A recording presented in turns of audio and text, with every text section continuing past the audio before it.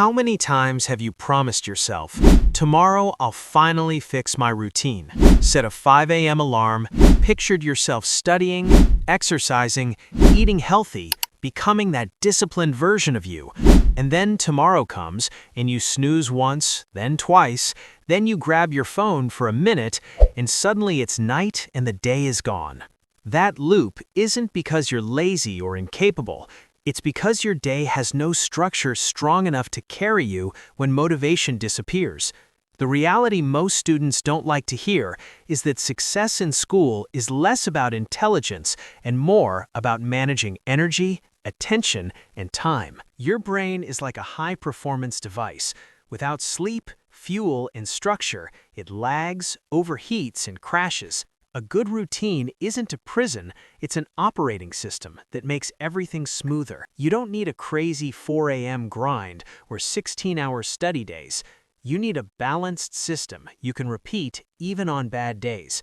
Start with your morning because it sets the tone for everything. Waking up between 5:30 and 7 gives you quiet hours where no one is demanding your attention, and the biggest mistake is grabbing your phone immediately. Because the moment you check messages or social media, you let other people's priorities flood your mind before you've even controlled your own. Instead, get up, drink water, stretch a little, open a window, get light in your eyes, and take a couple calm breaths so your nervous system wakes up smoothly. Starting rushed creates a rushed mind all day.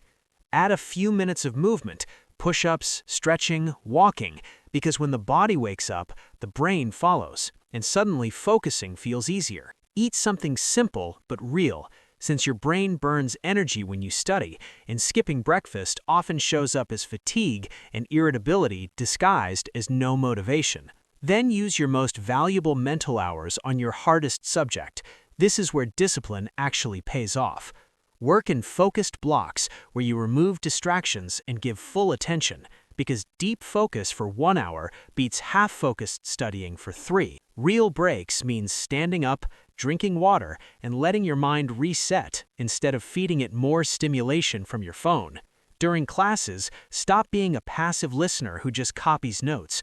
When you translate ideas into your own words and ask small questions, your brain processes instead of records, and memory forms from processing, not from copying. After class, take a minute to summarize what you learned so you lock it in. When lunch comes, avoid heavy meals that make you sluggish. Lighter food keeps your mind usable. A short nap or a quick walk can reset your brain better than scrolling ever will. Afternoons are naturally lower energy, so use them for practice, exercises, and application instead of forcing heavy theory when your brain is slower. Match the task to your energy instead of fighting biology. By evening, your mind is tired and your body feels heavy, which is exactly why some movement helps. Sports, a walk, anything you enjoy, because exercise reduces stress and improves sleep and memory. After that, give yourself some creative or hobby time so your entire identity isn't just student. This prevents burnout and keeps motivation alive long term. Later in the evening, do light revision, review notes, and organize tasks so you close the day with clarity instead of guilt. Before bed, plan a few specific tasks for tomorrow. Specific plans calm the brain because it stops looping over unfinished work.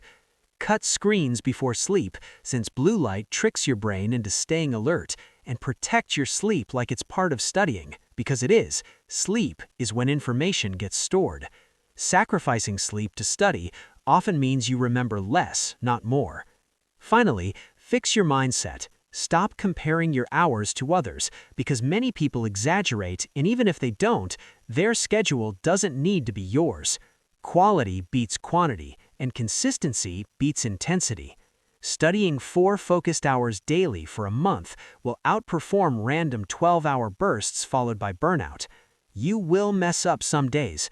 The difference between successful and struggling students is that one group restarts quickly instead of quitting. If you run a balanced routine like this for 30 days, you won't just study better, you'll feel more in control, less stressed, and more confident, and that confidence feeds back into performance. Discipline isn't about suffering, it's about designing a day that makes success the default instead of the exception. And when your days run better, your results in your life quietly follow.